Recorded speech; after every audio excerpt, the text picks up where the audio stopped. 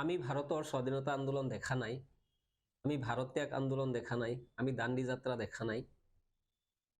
তো আজিৰ তাৰিখত ৰাহুল গান্ধীয়ে যি যাত্ৰা আৰম্ভ কৰিছে, এই যাত্ৰাৰ পিছত কিছুমান লোকৰ যি প্ৰতিক্ৰিয়া, যি ধৰণৰ তেওঁলোকৰ ছটফটনি, তাৰ পৰা সেই কথাবিলাকলৈ মনত পৰিছে।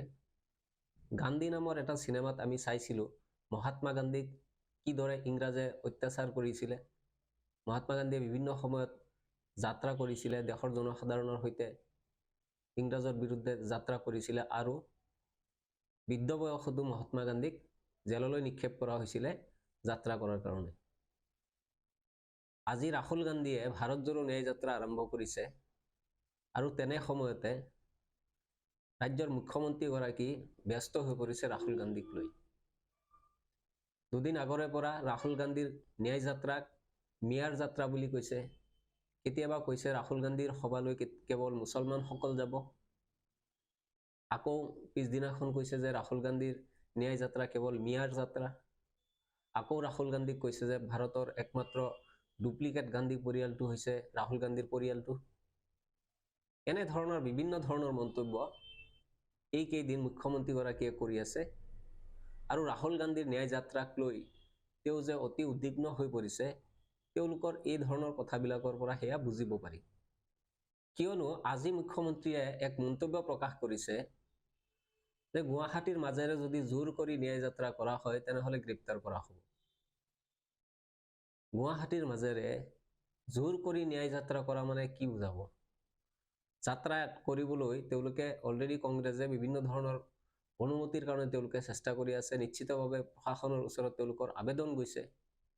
ইয়াৰ পিছত যদি অনুমতি দিয়া নাই তেনেহলে শান্তিপূৰ্ণ যি যাত্ৰা ৰাইজৰ সৈতে যোগাযোগ কৰিবলৈ ৰাজনৈতিক নেতা হিচাপে নিশ্চিতভাৱে কৰিব পাৰে। আৰু জোৰ কৰি কৰাৰ কথাটো হ'ল যে তেওঁলোকে হয়তো নিশ্চিতভাৱে তাত অনুমতি প্ৰদান নকৰিব, যাৰ বাবে জোৰ কৰি যাত্ৰা কৰিব। আৰু জোৰ কৰি যাত্ৰা কৰাৰ বাবেই গ্ৰেপ্তাৰ কৰিব। ইয়াৰ ৰাজনৈতিক অস্থিৰতা নহয়তো কি? এগৰাকী মুখ্যমন্ত্ৰী, যিগৰাকী মুখ্যমন্ত্ৰীয়ে ৰাহুল গান্ধীক অপ্ৰাসংগিক নেতা বুলি কয়, তেওঁলোকৰ দলে পাপ্পু বুলি জোকায়, বিভিন্ন ধৰণৰ ট্ৰোলৰ ভাষাত তেওঁক গালি পাৰে, সমালোচনা কৰে। ৰাহুল গান্ধী ভাৰতৰ একোৱেই নহয়, কংগ্ৰেছৰ একোৱেই নহয়, ৰাহুল গান্ধীক নাপাত্তা কৰি দিয়া ধৰণৰ মন্তব্যবিলাক তেওঁলোকে কৰে।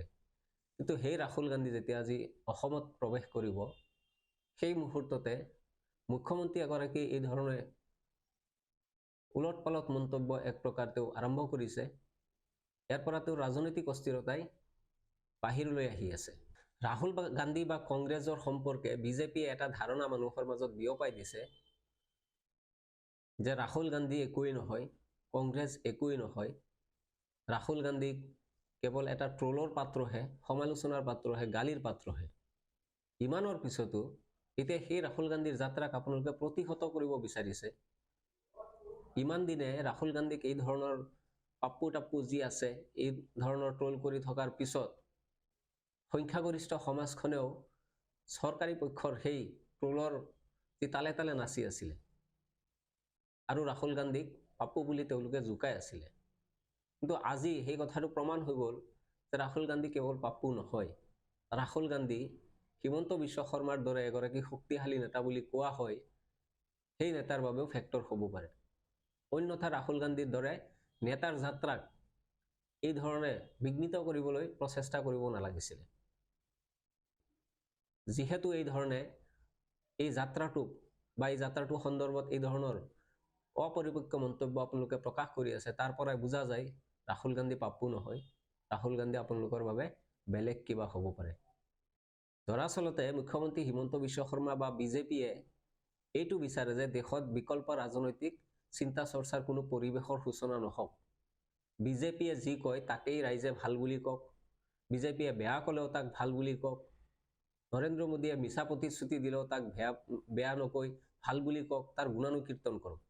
বিজেপি আৰু হিমন্ত বিশ্ব শৰ্মাই এই ধৰণৰ আশা কৰে ৰাইজৰ পৰা। তেওঁলোকে বিচাৰে দেশত কোনো ধৰণৰ ৰাজনৈতিক শক্তিৰ উত্থান নঘটক আৰু তেওঁলোকৰ ৰাজনৈতিক যি ক্ষমতা, সেই ক্ষমতা তেওঁলোকৰ হাতৰ পৰা নাযাওক, এয়াই তেওঁলোকে বিচাৰে। যাৰ বাবে তেওঁলোকে কি কৰে, বিভিন্ন সময়ত বিৰোধী শক্তিসমূহ যেতিয়া উঠি আহিব বিচাৰে তেওঁলোকৰ সন্দৰ্ভত তৰল মন্তব্য কিছুমান কৰে আৰু আমাৰ সমাজৰ একাংশ যি সামাজিক প্ৰাণী বুলি ক'ব লাগিব, তেওঁলোকৰ মানসিকতা ইমান নিচ হৈ গৈছে, তেওঁলোকে সেই তৰল মন্তব্যবিলাকৰ তালে তালে নাচিবলৈ আৰম্ভ কৰে। আৰু এই ধৰণে তেওঁলোকৰ যি তৰল মন্তব্য, তেওঁলোকৰ যি ফটুৱা মন্তব্য, সেইবিলাকৰ তালে তালে নাচি পেলাই সেই মানুহবিলাকে সমাজৰ দৰিদ্ৰ শ্ৰেণীটোৰ, মধ্যবিত্ত শ্ৰেণীটোৰ ওপৰত এক ধৰণৰ বোজা তেওঁলোকে জাপি দিয়ে। কিয়নো চৰকাৰে এই ধৰণৰ তৰল মন্তব্যবিলাক কৰি ৰাইজক ব্যস্ত ৰাখিয়ে পহেকে সপ্তাহে তেওঁলোকে ঋণ লৈ আছে, ৰাইজক 1200-1300 টকাৰ আঁচনি দি তেওঁলোকে নিজৰ সম্পত্তি বৃদ্ধি কৰি আছে। আজিৰ তাৰিখত সেইবিলাক কথা আলোচনা হ'ব। ৰাহুল গান্ধীয়ে ইতিমধ্যে কৈছে যে ভাৰতৰ আটাইতকৈ দুৰ্নীতিগ্ৰস্ত চৰকাৰখন অসমত চলি আছে। দুদিন পূৰ্বেও কংগ্ৰেছৰ আৰু এগৰাকী নেতাই কৈছিলে যে বিজেপিৰ মন্ত্ৰী, সাংসদ, বিধায়কসকলৰ সম্পত্তি কিদৰে দুগুণে বৃদ্ধি পাইছে, য'তে ত'তে মাটি ক্ৰয় কৰিছে, য'তে ত'তে সম্পত্তিৰ পাহাৰ ঘৰিছে তেওঁলোকে। এই ধৰণৰ কথাবিলাক কংগ্ৰেছীয়ে কৈ আছিলে। আৰু ৰাহুল গান্ধীয়ে যেতিয়া এইবিলাক কথা ক'ব, তেতিয়া আৰু এই কথাবিলাক হয়তো আৰু উচ্চ স্বৰত উচ্চাৰিত হ'ব। সেইকাৰণে হয়তো ভয় পাইছে বিজেপিয়ে বা মুখ্যমন্ত্ৰী হিমন্ত বিশ্ব শৰ্মাই, যাৰ বাবে আজি তেওঁ ক'ব লগা হৈছে যে ৰাহুল গান্ধীয়ে গুৱাহাটীৰ মাজেৰে জোৰ কৰি ন্যায় যাত্ৰা কৰিলে গ্ৰেপ্তাৰ কৰা হ'ব।